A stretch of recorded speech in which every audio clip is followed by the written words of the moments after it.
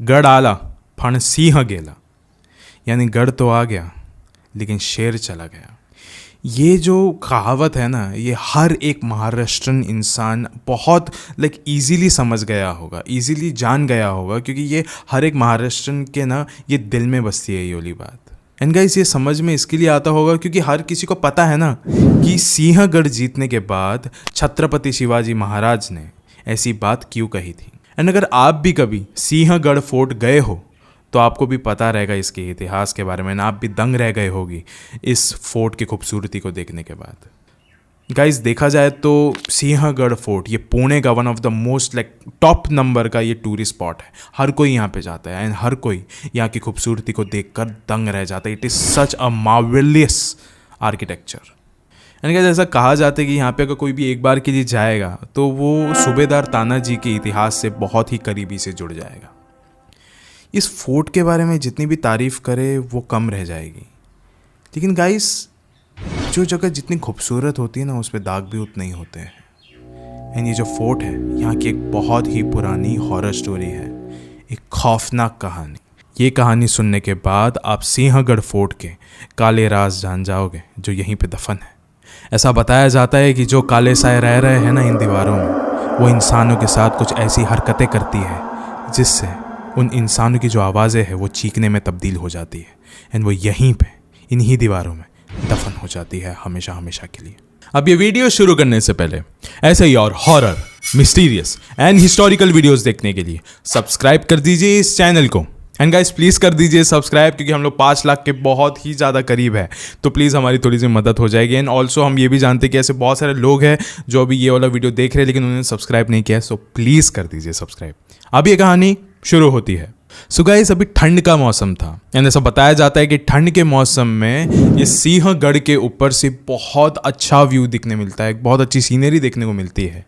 तो वहीं पे एक लड़का था जिसका नाम था नितिन। वो अपने भाई को जाके बोलता है, उसके भाई का नाम सुभाष था बाय द वे, जाके कहता है कि सुभाष, आई वाज थिंकिंग कि हमको जाना चाहिए इस गढ़ में, एंड मैंने सुना है कि ठंड के मौसम में बहुत अच्छा व्यू दिखता है ऊपर से, तो हमको डेफिनेटली जाना चाहिए। सुभाष ने बोला बिल्कुल जाना चाहिए। लेकिन सुभाष ने नितिन को बोला कि भाई सिर्फ इतना ही नहीं, ठंड का मौसम है एंड किला मोस्टली तो खाली ही रहना चाहिए शाम के बाद, तो यहाँ पे हम लोग को पीने का प्लान बनाना चाहिए, दारू पीने का। तो नितिन तो पहले थोड़ा सा शॉक हो गया था कि अरे भाई ऐसे कैसे कर सकते हैं, लेकिन फिर भी वो मान गया था ये वाली बात कि चलो ठीक है हम लोग चले जाएंगे। फिर सुभाष ने बोला लेकिन ऐसे नहीं, वहाँ पे बहुत सारे टूरिस्ट लोग रहते हैं एंड अनलेस एंड अनटिल वो लोग टूरिस्ट लोग वहाँ से हटे नहीं, हम ये सब कुछ नहीं कर सकते। तो वो पहले हट जाए वहाँ से, फिर हम लोग दारू पीने का प्लान बनाएंगे। लेकिन गाइस, देखा जाए, ये मेरे तरफ से मैं आपको कह रहा हूँ कि उस गढ़ में जाके दारू पीना इज़ अ क्राइम। वो लीगल बिल्कुल भी नहीं है, तो ऐसा किसी को भी नहीं करना चाहिए, लेकिन इन्होंने किया। एंड गाइस, आपको भी ये वाली बात बहुत अच्छे से पता होगी कि दारू पीने के बाद बहुत सारे स्पिरिट्स अट्रैक्ट हो जाते हैं। वो जो खुशबू होती है ना दारू की, वो जो अजीब सी खुशबू होती है, उससे स्पिरिट्स अट्रैक्ट होती है ना, आपके कहीं ज़्यादा नज़दीक आ जाती है। एंड वो कैसे, अभी आपको वो भी पता चलेगा आगे जाके। नितिन और सुभाष अभी फाइनली उस किले में जा पहुँचे थे। उस किले में जाने के बाद उन्होंने एक कोना पकड़ लिया था कि इस कोने में कोई भी नहीं आएगा, एकदम फुल साफ़ कर लिया था उस कोने पे। एंड वहाँ पे जाके वो लोग आराम से बैठ गए थे एंड उन्होंने वेट किया कि कब सारे टूरिस्ट वहाँ से निकल जाए। सारे टूरिस्ट अब वहाँ से निकल चुके थे। सब कुछ देखने के बाद उन्होंने अपने बैग से दारू की बोतलें निकालना चालू की। फिर वो जैसे ही थोड़ा बहुत उसकी ड्रिंकिंग चालू हो रही थी उन दोनों की, फिर उनको अचानक से एक बच्चे की रोने की आवाज़ आई। उन दोनों ने एक दूसरे की तरफ देखा, ये आवाज़ कहाँ से आ रही है, क्योंकि आसपास से कोई आवाज़ नहीं आ रही थी सिवाय पत्तों की। झाड़ियों की आवाज़ आ रही थी सिर्फ और सिर्फ, और कुछ भी नहीं था। एकदम सन्नाटा, और इस सन्नाटे में एक छोटे बच्चे की रोने की आवाज़। ये बहुत ही अजीब सा लग रहा था उस समय। फिर अभी थोड़ी देर बाद वो आवाज़ बंद हो गई, लेकिन कुछ समय बाद वापस से वो आवाज़ आने लगी। एंड अभी इस वक्त वो बहुत ही आवाज़ करीब से आ रही थी उन लोगों के। नितिन और सुभाष ये आवाज़ें सुन के बहुत ही ज़्यादा घबराने लग गए थे। उन्हें अच्छा सा बिल्कुल भी महसूस नहीं हो रहा था अभी।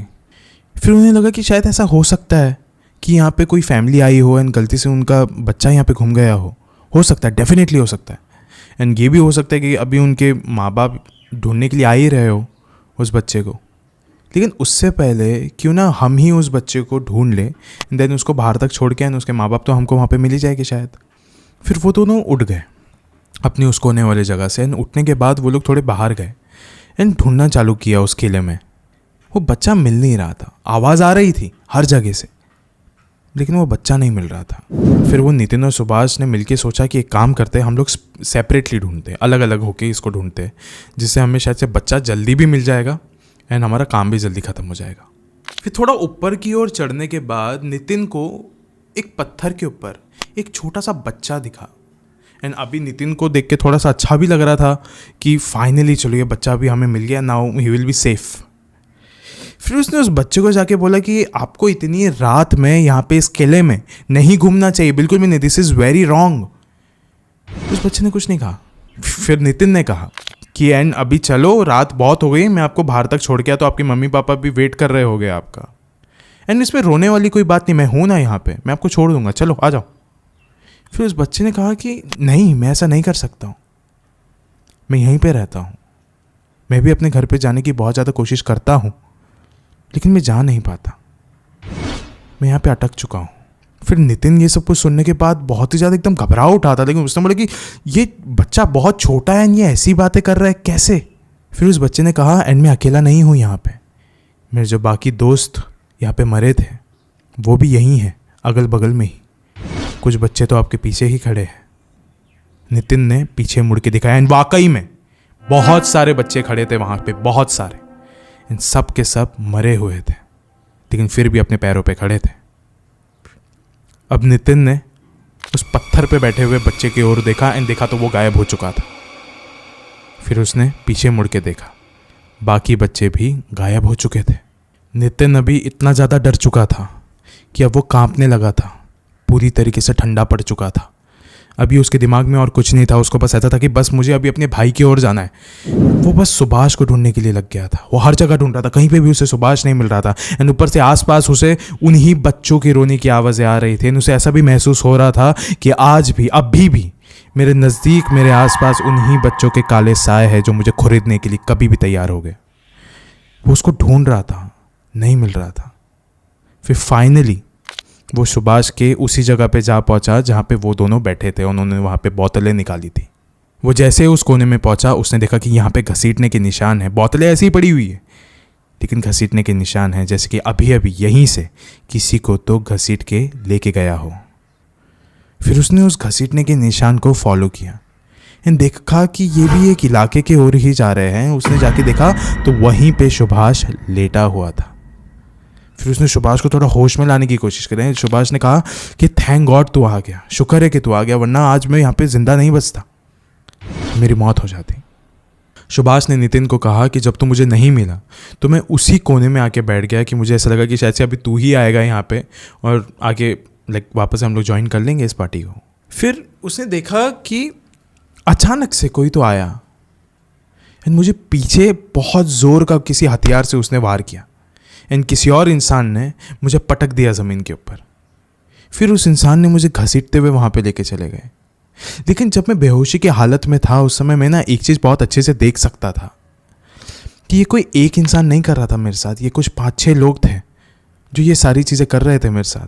मुझे एक जगह पे लेके चले गए, वहाँ पे लेके जाने के बाद मुझे बहुत ज़्यादा मारा एंड मारने के बाद उनका एक सरदार आया सामने। उसने कहा कि इस गढ़ को जीतने के लिए हमने अपना खून बहाया है एंड तुम ये सारी हरकतें कर रहे हो यहाँ पे, ये हमें बिल्कुल भी मंजूर नहीं है, तुम्हें ये सारी हरकतें यहाँ पे नहीं करनी चाहिए, अब हम तुम्हें ज़िंदा नहीं छोड़ेंगे। ये कह के वो लोग और थोड़ा सा मारने लग गए थे अभी सुभाष को। फिर उसी समय शायद से नितिन आप आ गए यहाँ पे एंड आने के बाद देखा कि वो लोग थोड़े से अभी दूर हट गए थे, वो लोग भाग गए वहाँ से। फिर उस चीज़ के बाद नितिन ने भी अभी अपनी कहानियाँ सुनानी चालू कर दी सुभाष को कि ये सारी हरकतें मेरे साथ भी हुई हैं। सुभाष ने भी वही सब चीज़ें एक्सपीरियंस करी थी। लेकिन गाइस नितिन को सबसे ज़्यादा भयानक डर लग चुका था अभी, क्योंकि उसने एक नहीं 2-2 आत्माओं का साया लिया था अपने नज़रों के सामने। अब नितिन ने सुभाष के साथ उस गढ़ को रातों रात छोड़ दिया एंड वो दोनों वहाँ से भाग निकले। लेकिन इस कहानी में ऐसा भी कहा जाता है कि वो दोनों ही नितिन और सुभाष वापस से उस गढ़ में वापस गए थे। वहाँ पे जाने के बाद उन्होंने हाथ जोड़ के माफ़ी मांगी थी उन सारे सोल्जर्स से, क्योंकि गाइस ऐसा कहा जाता है कि तानाजी के साथ मिलकर जितने भी सोल्जर्स ने वहाँ पे लड़ाई करी थी एंड अपने खून को बहाया था, उन सब की आत्माएं वहीं पे कैद है। वो सब के सब वहीं पे कैद है, उन्हीं दीवारों में उनकी आत्माएं बसती हैं। ऐसा बताया जाता है कि उनकी आत्माएं अभी भी उस किले की रखवाली करती है हर रात को। जब भी ऐसे कोई लोग आते हैं, ये उनको अपना रूप दिखाते हैं, उनको रोकते हैं ये सारी चीज़ें करने से पहले। एंड गाइस, सबसे स्पेशल और यूनिक बात मालूम है क्या है कि इस गढ़ के आसपास जितने भी घर हैं, उन सब लोगों का कहना बड़ा अलग है। वो कहते हैं कि उनको यहाँ से वॉर क्राई की आवाज़ सुनाई देती है, सिंहनाद की। वो ऐसा भी कहते हैं कि उनको यहाँ से लड़ने झगड़ने की आवाज़ें आती है, रोने धोने की, चीखने चिल्लाने की आवाज़ें सुनाई देती है, जैसे कि अंदर कोई तो एकदम बहुत बेरहमी से मारा जा रहा है, या फिर कोई तो मर रहा है अंदर, या फिर कोई तो झगड़ रहा है अंदर, कोई तो लड़ रहा है अंदर। हथियारों के एक दूसरे से मिलने की आवाज़ें आती हैं। एंड गाइस, इस कहानी के अलावा भी एक और एक कहानी है जो कि शायद उस बच्चे से रिलेट करती है जो कि पत्थर पे बैठा हुआ था। बहुत वक्त पहले ऐसा बताया गया था कि इस सिंहगढ़ के पास ही एक स्कूल बस क्रैश हो गई थी। उस स्कूल बस में जितने भी बच्चे लोग थे वो सब के सब मारे गए थे, कोई भी नहीं बचा था। बताया जाता है कि उनकी जो आत्माएं हैं वो भी भटक के इस ही किले में आके बस चुकी है, वो भी यहीं पे भटकती रहती है हर रात को। एंड गाइस, मैं इस वीडियो को स्पेशली मेरी महाराष्ट्रन ऑडियंस को डेडिकेट करना चाहूँगा, क्योंकि मैं जानता हूँ कि ये सिंहगढ़ कितना ज़्यादा स्पेशल है सारे महाराष्ट्रन लोगों के लिए। एंड गाइस, मैं ये भी जानता हूँ कि वो एक टूरिस्ट स्पॉट है, एन अमेजिंग स्पॉट है, आप लोग को डेफिनेटली जाना चाहिए, लेकिन सिर्फ और सिर्फ सुबह में, रात में बिल्कुल भी नहीं। रात में यहाँ पे जाना खतरे से खाली नहीं होता गाइस, क्योंकि शायद से रात में तो यहाँ पे जाने भी नहीं देते। लेकिन एनीवेज गाइस, रात में आप ऐसा इलीगली भी आपको अंदर नहीं जाना चाहिए, बिकॉज अंदर जाओगे तो शायद आप भी सिर्फ एक इतिहास बन के रह जाओगे। शुक्रिया।